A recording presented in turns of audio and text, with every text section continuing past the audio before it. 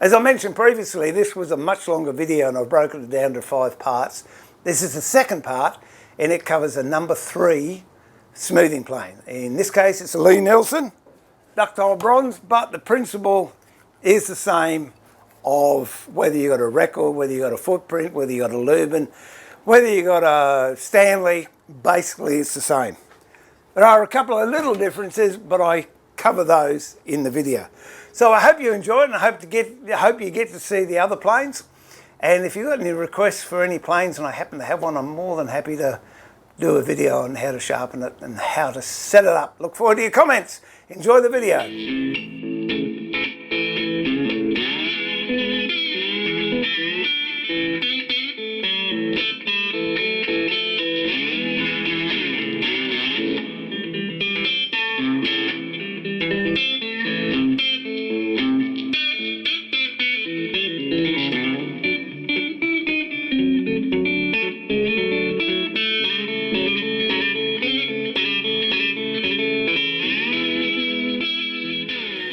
I will show you first how to do a normal plane, just an ordinary Stanley Bailey type.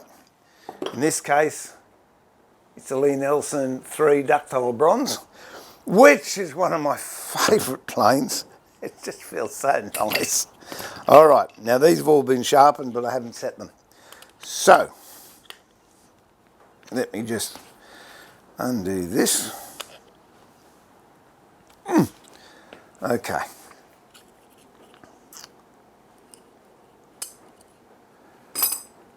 So I don't know if you can see you might be able to see that's got a secondary on it. It's done on the Tormic, but it wasn't ground the way I wanted to start with. So instead of grinding all the way back, I only need a cutting surface. In time, that will all be the same colour and the same angle. Now if you look at that too, let me get another blade.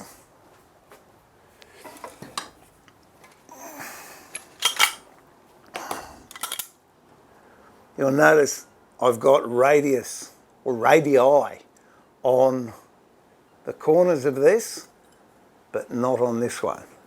And I'll show you why when I put it together.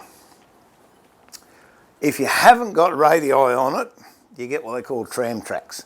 And I will show you that very, very soon. Okay, so put the cap iron over the top. Now I have a very small amount showing about a 32nd of an inch, especially on planes, smoothing planes and what have you, where I want to get a really nice finish. As you can see, there's not very much protruding. You can just see it there in the light, when the light hits it. And that's enough for fine planing. Now, when you're looking inside the plane, the frog, this part here, can be adjusted by a screw at the back in here and by screws in the front, particularly on Stanleys. Let me show you on Stanleys. You've got these big screws here and then you've got a screw at the back as well. I like to have the frog lined up with the bevel of the sole, so there's no gap there. In fact, I've just realised this one's a little bit out too, or is it? Let me have a look.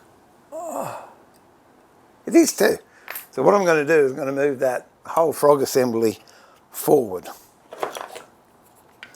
Lie Nielsen setup's slightly different to Stanley, but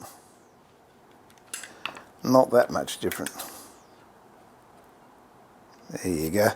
I'm just sliding the ruler down there, and provided it doesn't kick up and I've got no light behind it, it should be good. So just lock that down.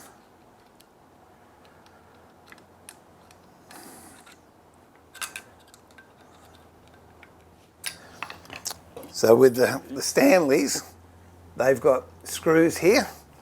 With Lie Nielsen, they've got studs here and the screws are at the back. So you loosen this screw and this screw, and then you tighten or loosen this middle screw, which moves the frog backwards and forwards. When you've got it exactly where you want it, which is lined up with the sole, then you just nip these two up here, which I have done. All right, now we drop this in, have the lateral lever in the middle, jiggle it so it goes in nicely, and then with the cap iron, I like it, whoops, that's the wrong one. There you go. With the cap iron, I like it so it's firm pressure, but not huge amount of pressure, just to put that lock down like that. So it's not two thumbs and pushing like crazy, it's good, firm pressure, and it locks it in place. Then turn it upside down and view down here.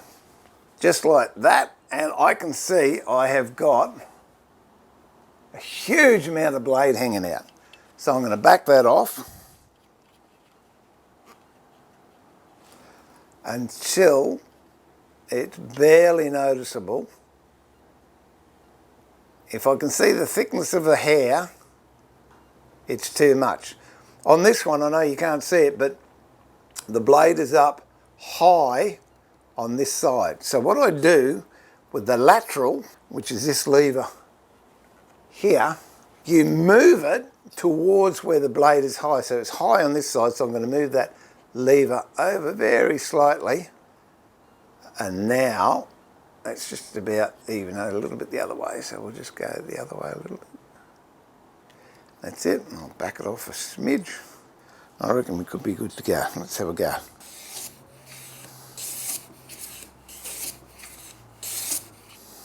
That's it. Now, I'll show you why I rounded over those corners. I'll just put this plane together.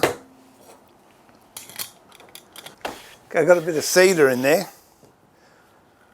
Now with the smoothing plane that I've put radii on the corners,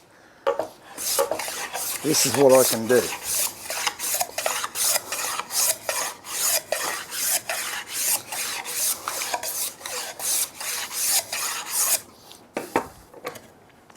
If you have a look at that, that is nice and smooth. You can see the chatoyance on it. That's off the hand plane with radii. Now, the other one I've got straight corners on it.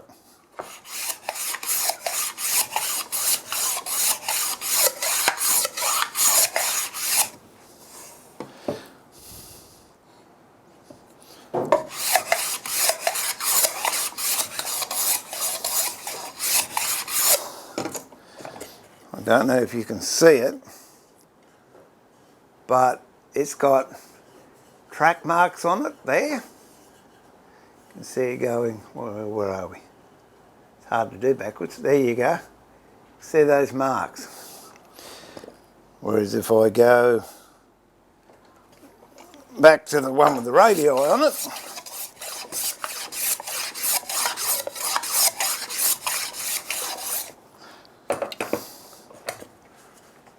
those marks are gone.